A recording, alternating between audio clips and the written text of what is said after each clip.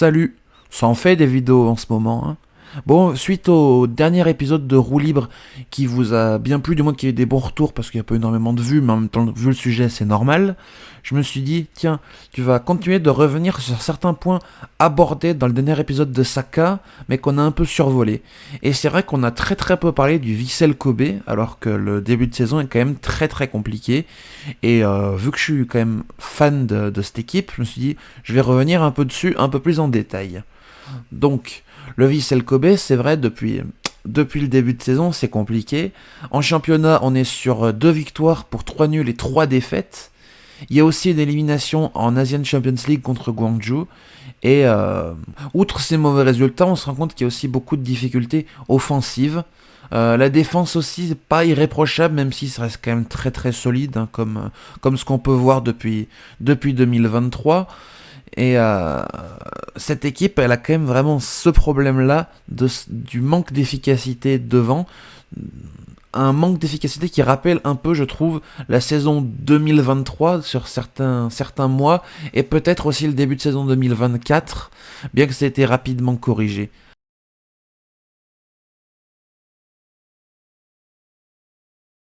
Mais c'est pas possible, il donne des coups de marteau. Alors comment expliquer ce début de saison très compliqué? Il y a pas mal de points sur lesquels je vais revenir. Déjà, le nombre de blessés en début de saison. Pendant la préparation, il y a notamment Yosuke Hideguchi ou Teisei Miyashiro qui se sont blessés, donc qui ont raté les derniers matchs de préparation, le moment avant de commencer la saison, ce qui est quand même assez problématique, surtout qu'il y avait le trophée des champions qui obligeait Kobe, on va dire, à être prêt plus tôt que les autres. Il y a eu aussi en début de saison donc les blessures de Gotoku Sakai et de Yoshinori Muto, donc qui sont blessés sur les premiers matchs. Depuis, ils sont de retour, mais toujours pas à 100% individuellement et surtout collectivement. Donc on a une équipe où il a fallu beaucoup bricoler, où il y a eu des arrivées de dernière minute. Je pense à Eric et je pense à Gustavo Klinsmann, qui sont arrivés début mars pour compenser la rechute de Mitsuki Saito pour Klinsmann et les mauvais résultats couplés à la blessure de Koya Yuruki sur l'aile gauche. Outre ce problème de préparation et de cet amoncellement de blessures, d'ailleurs je précise que je crois qu'il y avait au moins 10 blessés lors de la deuxième ou de la troisième journée, ce qui est quand même un bilan assez catastrophique, donc, parce que la plupart de ces blessés c'était des titulaires. On avait aussi, par exemple, en termes de blessures, Yuki Honda. On avait Rikuto Hirose qui s'était blessé pour un match aussi. Enfin bref, il y a eu beaucoup d'absences. C'était très compliqué. Après, les absences, ça fait pas tout. Et il y a un autre problème à Kobe qui était un peu moins présent ces dernières années, forcément, mais qui revient. C'est le vieillissement de l'effectif et surtout des cadres. Les cadres qui ont participé fortement du coup aux 2 derniers titres, donc Gotoku Sakai, Yuya Osako, Yuki Honda, etc., qui étaient de cette génération dorée. Mais cette génération dorée, elle vieillit. On a déjà Otaru Yamaguchi qui est parti cet hiver du coup à Nagasaki en J2. Mais on a encore ces joueurs-là qui sont encore presque indispensables dans l'effectif alors qu'ils ont plus le niveau d'antan. Moi, le plus flagrant, c'est Yuya Osako. C'est un joueur que j'apprécie beaucoup, mais qui, depuis la mi-saison dernière, il y est plus vraiment, quoi. Et ça se confirme un peu plus. Bon, il a été élu joueur du mois de mars, quand même, je crois, du club. Mais bon, la concu est encore pire. Donc on a ce problème de vieillissement qu'on avait déjà à Kobe à l'époque. Les recrues aussi, j'ai pas trop compris le projet d'aller chercher un Matsuda par exemple déjà 34 ans, etc. On a quelques jeunes, mais on reviendra sur la jeunesse en fin de vidéo parce que j'ai quelque chose à dire. On a ce problème de vieillissement, on a aussi un autre problème qui m'agace depuis que je suis le club, c'est ce problème du gardien. L'an dernier, Maekawa il nous fait une saison presque bonne, sûrement la seule bonne saison de sa carrière. Mais là, cette année, il est de retour à son piètre niveau qu'on lui connaissait d'antan. Les solutions sur le banc, c'est pas bien mieux. Shota Arai, c'est compliqué. Obina, il a disparu. Franchement, j'aurais limite aimé voir Richard Monday Ubong en Levain Cup, histoire de voir ce que ça vaut. Mais Mais je suis quand même très très sceptique sur l'ensemble des gardiens du Vissel. Euh, Moi j'avoue, je commence à en avoir sérieusement marre d'Ayama Ikawa, même si bon, faut pas se faire d'illusions, jamais il partira. Du moins tant que les dirigeants en place seront encore là, puisque pour la petite info, Ayama Ikawa elle est très proche de Lukas Podolski, qui a lui-même énormément d'influence au sein du Vissel. Enfin bref, c'est encore autre chose, mais bon. On a donc ce problème de vieillissement des 4 du gardien. On a un autre problème, c'est le 6. Je pense qu'il y a beaucoup d'espoir qui était mis sur le retour de blessure de Mitsuki Saito. Malgré 1 an et demi d'absence, c'est un joueur qui était vraiment excellent. Et malheureusement, il a joué un peu, puis il a rechuté. Donc on va être obligé de faire la saison avec soit Ogihara, soit Motoyama, qu'on a recruté, mais qui peine à donner satisfaction. Ogihara, moi, c'est un joueur que j'ai un peu de mal avec. Je trouve qu'il prend pas. Je trouve qu'il choisit beaucoup trop la facilité, on va dire. Et c'est un joueur qui fait rarement de différence, qui est très bon quand tu joues haut, qui est très fiable, qui est plutôt intéressant défensivement, mais qui manque vraiment d'apport et même de volonté d'avoir un apport offensif. Et ça m'embête un peu. Ça m'embête un peu, surtout qu'en 6, on en avait un qui était excellent pour dynamiter du jeu, pour vraiment avoir de l'impact offensif. C'est Tatsunori Sakurai, qui sortait d'un excellent prêt à Mito pendant 6 mois, et qui a été reprêté en J2 du côté du Sagan Tosu. Donc à Tosu, il est titulaire indiscutable, malgré un début son compliqué du club. Tatsunori Sakurai, c'est vraiment un de mes joueurs préférés. Un jeune que j'ai vu arriver, que j'ai vu grandir à Kobe, qui a jamais eu vraiment sa place, mais qui pour moi l'aurait largement eu cette année, parce que petit à petit, avec le temps, il a montré qu'il avait pour moi le niveau pour la J1.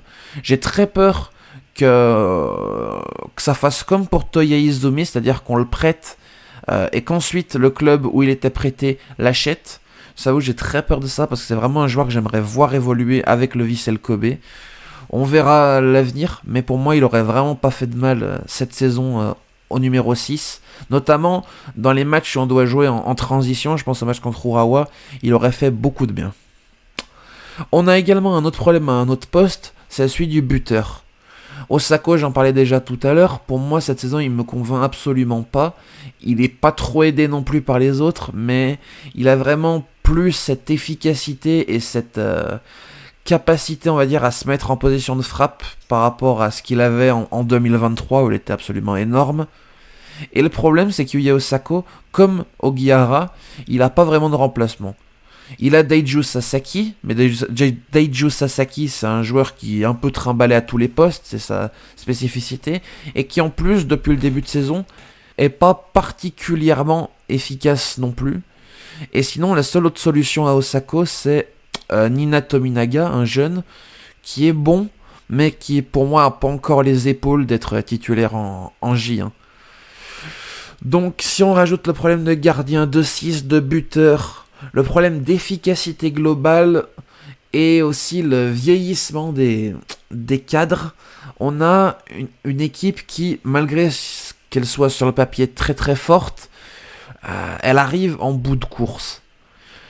J'ose donc espérer pour l'avenir que le club est conscient de ça et qu'entre guillemets, il a, je ne veux pas dire sacrifié la saison parce qu'il y a quand même de quoi encore jouer très haut, mais il s'est dit allez, c'est la last dance de tous ces joueurs-là, on va leur offrir une dernière belle saison. En plus il y a la CL, bon pas de bol, on a été éliminé, mais on va encore leur offrir cette last dance et ensuite faire un gros renouvellement pour la saison 2026 et surtout pour la 2026-2027. J'ose espérer qu'il y a cette idée-là.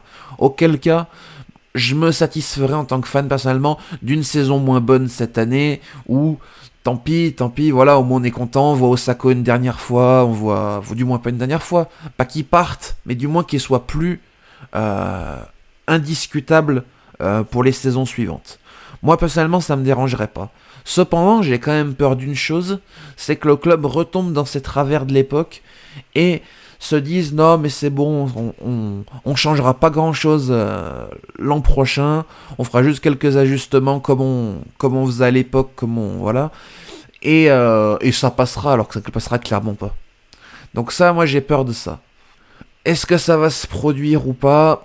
Bah, c'est dur à dire parce que Kobe nous a quand même montré depuis quelques saisons que le club bossait beaucoup mieux qu'avant, mais ça reste les mêmes hommes à la tête, donc rien n'est impossible.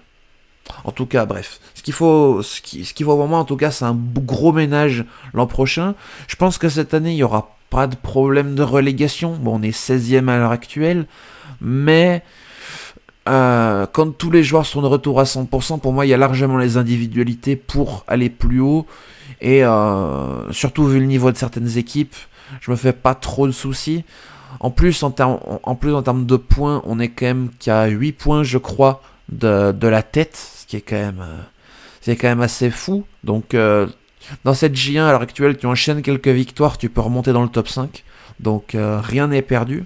Mais ça veut aussi dire qu'il faudra faire attention à ce que les équipes derrière ne fassent pas ça, alors que nous, on continue de faire des matchs moyens. Mais bon, personnellement, je doute quand même vraiment qu'on soit en danger cette année. Pour moi, on est loin de la situation de 2022.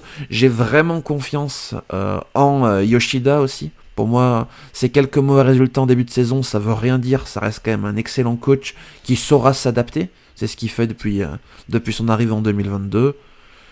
Et voilà. Il y a un autre espoir, c'est que actuellement, on a la 3e meilleure défense, Vissel, juste derrière Okayama et Hiroshima. Touler et Yamakawa cette saison répondent présent. Touler a fait 2-3 petites erreurs, mais il est tellement fort à côté qu'on peut pas lui en vouloir. J'aime bien l'apport défensif aussi de Rikuto Hirose.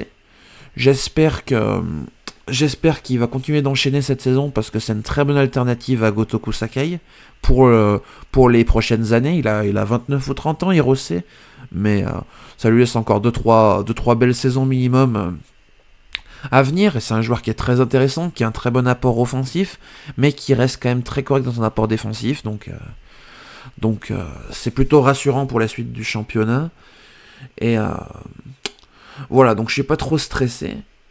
Par contre, outre ce renouvellement que j'espère voir l'hiver prochain, il y a une autre chose que j'aimerais voir, dont je parle depuis des années, que j'espère chaque fois qu'il se passe pas, mais j'ai quand même envie d'y croire, c'est une nouvelle vision de la politique des jeunes. Là, cette année, on a encore une fois quasiment tous les jeunes qui sont prêtés. C'est très frustrant. Notamment pour des joueurs comme Justin Oma, que j'aurais bien vu dans la rotation, vu le nombre de blessés au poste de latéral. Ça me frustre aussi pour Yuto Ozeki, qui, pareil, aurait pu glaner un peu de temps de jeu en défense, parce que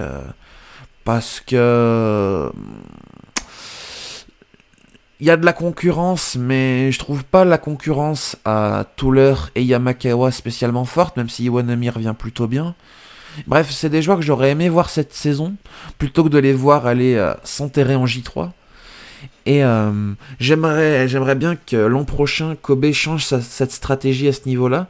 Et il y a moyen que ça se fasse à cause d'un joueur, c'est Kento Hamasaki.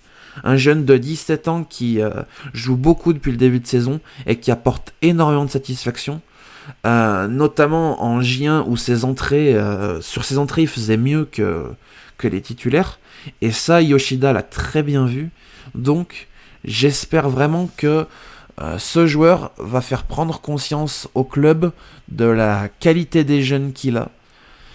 Va aussi pousser le club à continuer d'aller scouter dans les lycées, et notamment d'aller par pitié scouter dans les lycées locaux le nombre de joueurs de qualité qu'on trouve dans le Hyogo qui partent soit dans les clubs d'Osaka, soit dans les clubs du Kanto. Ça me frustre énormément, parce qu'il y a vraiment vraiment de la qualité dans cette préfecture. On rappelle que c'est du Hyogo que viennent Shinji Kagawa, Shinji Okazaki, etc. Donc j'ai envie que le club se penche vraiment sur que le club fasse comme Kyoto, qui scoute beaucoup dans sa préfecture, qui fasse comme les clubs d'Osaka, qui regardent beaucoup aussi les lycées, les universités de la préfecture d'Osaka. Je veux que Kobe se concentre vraiment sur sa région, sur son bassin, parce qu'il y a de quoi faire. Et je pense que des gars qui ont grandi, qui ont été formés dans l'université de Kobe, dans les lycées, dans ce genre de lycée, ils ont envie de jouer pour le Vissel. Et il faut vraiment aller les chercher, ces gars-là, ça peut faire la différence aussi. Bref, En tout cas, voilà, j'aimerais vraiment qu'il y ait une refonte, on va dire, du projet jeune, parce que, parce que cette année nous montre que beaucoup de bons jeunes en J1 performent, et il n'y a pas de raison pour que de bons jeunes ne performent pas au Vissel, surtout que ce que demande Yoshida à ses joueurs, c'est pas la chose. On va dire que le Vissel Kobe, contrairement à Hiroshima, c'est pas le plan de jeu le plus, je vais pas dire précis parce que c'est précis, mais le plus complexe. Le jeu du Vissel Kobe depuis 3 ans, il est quand même assez simple. Pour moi, il y a des jeunes qui n'ont peut-être pas encore une super bonne éducation tactique peuvent quand même s'y épanouir sans problème. Voilà, globalement, mon petit avis sur la situation du Vissel Kobe à l'heure actuelle. Le calendrier est très compliqué dans les prochaines semaines. Donc je sais pas si on va réussir à bien redécoller dans les prochaines semaines, mais après il devient plus simple, donc voilà. Et puis Kobe, ça reste quand même un club qui est capable de gros matchs face au Cador, et aussi de totalement se faire dessus face aux petits, donc on sait jamais trop à quoi s'attendre, et on va espérer la victoire. Bref, sur ce, bonne fin de journée, bonne soirée, et à la prochaine.